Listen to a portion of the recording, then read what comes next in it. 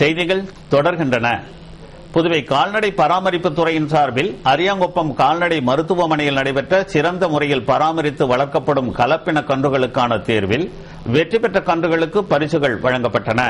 கால்நடை பராமரிப்பு குறித்து பொதுமக்களிடையே விழிப்புணர்வை ஏற்படுத்தும் வகையில் புதுவை கால்நடை பராமரிப்பு துறையின் சார்பில் கலப்பின கன்றுகளுக்கான போட்டி இன்று நடைபெற்றது. அரியாங்குப்பம் கால்நடை மருத்துவமனையில் நடைபெற்ற இந்த நிகழ்ச்சிக்கு கால்நடை மருத்துவ இணை இயக்குநர் கணேசன் தலைமை தாங்க துறையின் இயக்குநர் டாக்டர் பத்மநாபன் நிகழ்ச்சியை தொடங்கி வைத்தார். இதில் கால்நடை மருத்துவர்கள் தமிழ்ச்செல்வன், சையது அலி, சுப்பாராவ் ஆகியோர் கலந்து கொண்டு சிறந்த முறையில் பராமரித்து வளர்க்கப்பட்ட கலப்பின கன்றுகளை ஆரோக்கியம், உடல் எடை ஆகியவை அடிப்படையில் தேர்வு செய்தனர். மொத்தம் 180 கன்றுகள் பங்கேற்ற இந்த தேர்வில் சுமார் 118 கன்றுகள் தேர்வு செய்யப்பட்டன. இதில் புதுவையின் பல்வேறு பகுதிகளில் இருந்தும் ஏராளமான கால்நடை பராமரிப்பாளர்கள் தங்கள் கால்நடைகளுடன் வந்திருந்தனர். புதுவை லாஸ்பேட்டையில் நள்ளிரவில் ஏற்பட்ட தீ விபத்தில் ஒரு பேக்கரி கடை எரிந்து ரூபாய் 50,000 பொருட்கள் சாம்பலாயின. புதுவை லாஸ்பேட்டையைச் சேர்ந்தவர் கமல் அதே பகுதியில் உள்ள மாரியம்மன் கோவில் அருகே பேக்கரி கடை நடத்தி வந்தார். நேற்று இரவு கமல் வழக்கம்போல் வியாபாரத்தில் ஈடுபட்டிருந்தார். பிறகு இரவு 10 மணி அளவில் கடையை பூட்டிவிட்டு வீட்டுக்கு சென்று விட்டார். நள்ளிரவில் அந்த பேக்கரியில் திடீரென தீ பிடித்தது. தீ கொழுந்துவிட்டு இருந்த தீயால் குபுகுபுவென புகை வெளியே வந்தன. இதனை அறிந்து அதிர்ச்சியடைந்த அக்கம் பக்கத்தினர் கோரிமேடு தீயணைப்பு நிலையத்துக்கு தகவல் தெரிவித்தனர். உடனே தீயணைப்பு நிலைய அலுவலர் இளங்கோ தலைமையில் தீயணைப்பு வீரர்கள் அழைத்து வந்தனர். அவர்கள் நீரை பீச்சி அடித்து பக்கத்து கட்டிடங்களுக்கு தீ பரவாமல் கட்டுப்படுத்தி அணைத்தனர். எனினும் தீ விபத்தில் கடையில் இருந்த ரூபாய் 50,000 மதிப்பு பொருட்கள் நாசமாயின. இதுபற்றி தகவல் அறிந்த லாஸ்பேட்டை போலீசார் தீ விபத்துக்கான காரணம் என்ன என விசாரணை நடத்தி வருகின்றனர். விநாயகர் சதுர்த்தியையொட்டி புதுச்சேரி சிவவள்ளி விலாஸ் ஜுவல்லர்ஸ் நிறுவனத்தார் நடத்திய ஸ்வர்ண விநாயகர் ஓவிய போட்டியில் வெற்றி பெற்றவர்களுக்கு பரிசு கூப்பன்கள் வழங்கப்பட்டன. விநாயகர் சதுர்த்தியை முன்னிட்டு புதுச்சேரி சிவவள்ளி விலாஸ் ஜுவல்லர்ஸ் நிறுவனத்தார் 5 முதல் 15 வயதுக்குட்பட்ட குழந்தைகளுக்கு ஸ்வர்ண விநாயகர் என்ற தலைப்பிலான ஓவிய போட்டியை நடத்தினர். இதனைத் தொடர்ந்து போட்டியில் பங்கேற்ற குழந்தைகளின் 2000க்கும் மேற்பட்ட ஓவியங்கள் சிவ வள்ளி விலாஸ் ஜுவல்லரியில் காட்சிக்கு வைக்கப்பட்டுள்ளன. திருமதி கங்காபாய் தலைமையில் நடைபெற்ற இந்த ஓவிய கண்காட்சியில் சிவ வள்ளி விலாஸ் நிர்வாக இயக்குநர் சிவசங்கர், இயக்குநர் சரவணன் ஆகியோர் கலந்து கொண்டு ஓவியங்களை பார்வையிட்டனர். தொடர்ந்து ஐடியா பிளஸ் இயக்குநர் ஹரிமோகன், ஜுவல்லர்ஸ் மேலாளர்கள் பிரபு, தேவா ஆகியோர் அங்கு வைக்கப்பட்டிருந்த அனைத்து படைப்புகளுக்கும் 200 ரூபாய் மதிப்பிலான பரிசு கூப்பனை வழங்கினர். ஓவியங்கள் குறித்து பொதுமக்களிடையே நல்ல வரவேற்பு கிடைத்துள்ளதால் ஓவியங்கள் பெறும் தேதியும் நீடிக்கப்பட்டுள்ளது. எனவே 5 முதல் 15 வயதிற்குட்பட்ட குழந்தைகள் முழு நகை அலங்காரத்துடன் விநாயகரை ஓவியமாக வரைந்து சிவ வள்ளி விலாஸ் நிறுவனத்துக்கு அனுப்பி வைக்கலாம். தேர்ந்தெடுக்கப்படும் முதல் 3 படைப்புகளுக்கு முறையே 20,000, 10,000 மற்றும் 5,000 மதிப்பிலான நகைகள் வழங்கப்பட உள்ளதாக நிர்வாகத்தினர் தெரிவித்துள்ளனர். தங்களுக்குள்ள பல பிரச்சனைகளை தீர்க்க வேண்டும் என வலியுறுத்தி மறியலில் ஈடுபட்ட சட்டக்கல்லூரி மாணவர்கள் 45 பேர் கைது செய்யப்பட்டனர். காலாப்பட்டில் சட்ட கல்லூரிக்கு புதிய கட்டடம் கட்டப்பட்டு செயல்பட்டு வருகிறது. இந்த கல்லூரி மாணவர்கள் தங்கி படிக்கும் வகையில் விடுதியும் கட்டப்பட்டுள்ளது.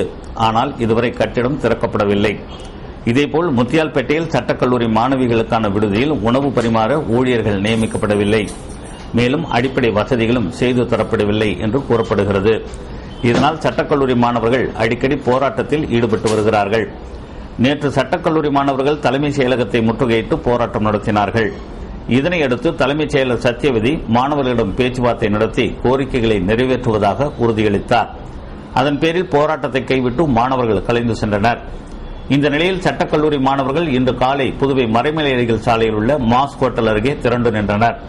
பின்னர் அவர்கள் அங்கிருந்து ஊர்வலமாக தலைமைச் செயலகத்தை நோக்கி வந்தனர். ஊர்வலத்தில் அவர்கள் தட்டு ஏந்தி வந்தனர். வெங்கடா சுப்பாரெட்டியார் சிலை அருகே ஊர்வலம் வந்தபோது அவர்களை போலீசார் தடுத்து நிறுத்தினர். இதனையடுத்து சட்டக்கல்லூரி மாணவர்கள் சாலையில் அமர்ந்து மறியல் போராட்டத்தில் ஈடுபட்டனர். போலீசார் மாணவர்களிடம் பேச்சுவார்த்தை நடத்தியும் அவர்கள் ஏற்கவில்லை. தொடர்ந்து அவர்கள் மறியலில் ஈடுபட்டதால் அவர்களை போலீசார் கைது செய்தனர். மொத்தம் 45 மாணவர்கள் கைது செய்யப்பட்டுள்ளனர். உடல் நலம் காக்கும் காய்கறிகள் வழங்குவோர் கனி கேமரா ஒர்க் மற்றும் டிஜிட்டல் கேமரா சர்வீஸ். இங்கு அனைத்து விதமான டிஜிட்டல் கேமராக்கள், வீடியோ கேமராக்கள் மிகச்சிறந்த முறையில் பழுது நீக்கி தரப்படும். அணுக வேண்டிய முகவரி கனி கேமரா ஒர்க், இலக்கம் 197, மறைமலை அடிகள் சாலை, அன்னபூர்ணா ஹோட்டல் அருகில், புதிய பஸ் நிலையம் எதிரில், புதுச்சேரி. தொலைபேசி 9865387730. கனி கேமரா ஒர்க் மற்றும் டிஜிட்டல் கேமரா சர்வீஸ். உடல்நலம் காக்கும் காய்கறிகள் வரிசையில் இன்று நாம் காண்பது பீன்ஸில் உள்ள மருத்துவ குணங்கள். நமது உடலில் உள்ள முக்கியமான பாகங்களில் நுரையீரலும் ஒன்று. இதில் உள்ள மூச்சுப்பைகளே சுவாசத்தில் பங்கு வகிக்கின்றன. நுரையீரலில் ஏற்படும் பாதிப்புகள் உயிருக்கு உலை வைக்கும் அளவுக்கு ஆபத்தானவை.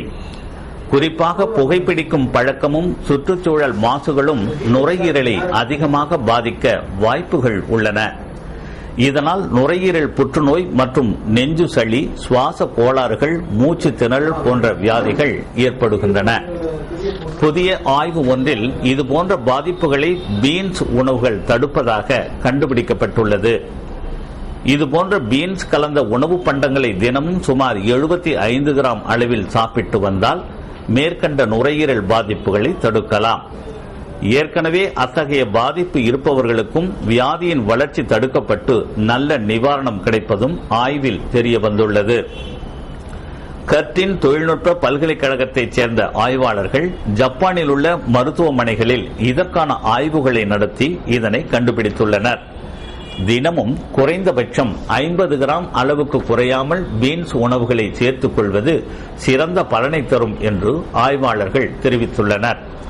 குறைந்த கார்போஹைட்ரேட் சத்து கொண்ட உணவை சாப்பிடுகிறவர்களுக்கு மலச்சிக்கல் பிரச்சனை சாதாரணமாக காணப்படும். ஏனெனில் அவர்களுக்கு போதுமான நார்ச்சத்து கிடைப்பதில்லை. அதே சமயம் குறைந்த கார்போஹைட்ரேட் சத்து உணவு சாப்பிடும் வழக்கத்தையும் மாற்ற வேண்டாம்.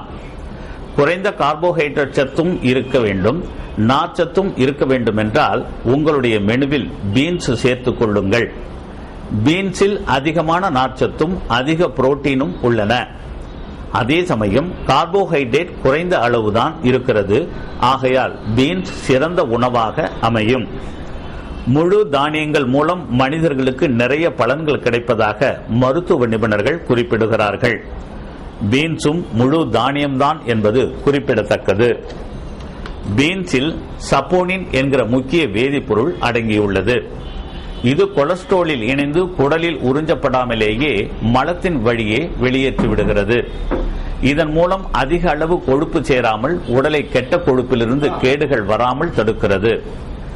நன்மைகள் பல தரும் பீன்ஸை நமது அன்றாட உணவு பட்டியலில் சேர்ப்பதன் மூலம் ஆரோக்கிய வாழ்வில் ஆனந்தமாய் வாழலாம்.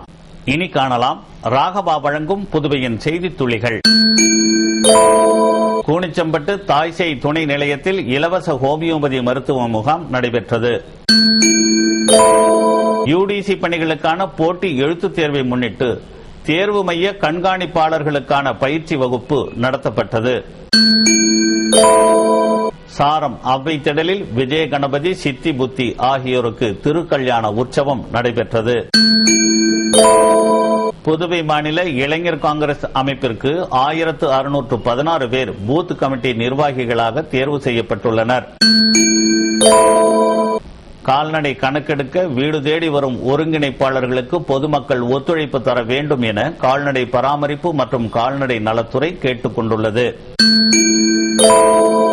புதுவையில் சமையல் காஸ் சிலிண்டர்கள் தட்டுப்பாடு இல்லாமல் கிடைக்க அரசு நடவடிக்கை எடுக்க வேண்டும் என தினமலர் நாளிதழ் கேட்டுக் கொண்டுள்ளது. காரைக்கால் பிஆர்டிசி ஊழியர் சங்கத்தின் செயற்குழு கூட்டத்தில் புதுவை, சிதம்பரம், மயிலாடுதுறைக்கு இயக்கப்படும் பிஆர்டிசி பேருந்துகள் காரைக்காலை மையமாக கொண்டு இயங்க வேண்டும் என தீர்மானம் நிறைவேற்றப்பட்டுள்ளது. கிருஷ்ணா நகர் மெயின் ரோட்டில் சட்டமன்ற உறுப்பினர் மேம்பாட்டு நிதியிலிருந்து மேற்கொள்ளப்படும் பணிகளை எதிர்க்கட்சித் தலைவர் வைத்திலிங்கம் ஆய்வு செய்தார். ஊரக வளர்ச்சித்துறையில் காலியாக உள்ள கிராம சேவக் சேவிகா பதவிகளை சேவக்குகளை கொண்டே நிரப்ப வேண்டும் என்று புதுவை ஊரக வளர்ச்சித்துறை சேவக் சங்கம் கேட்டுக் கொண்டுள்ளது.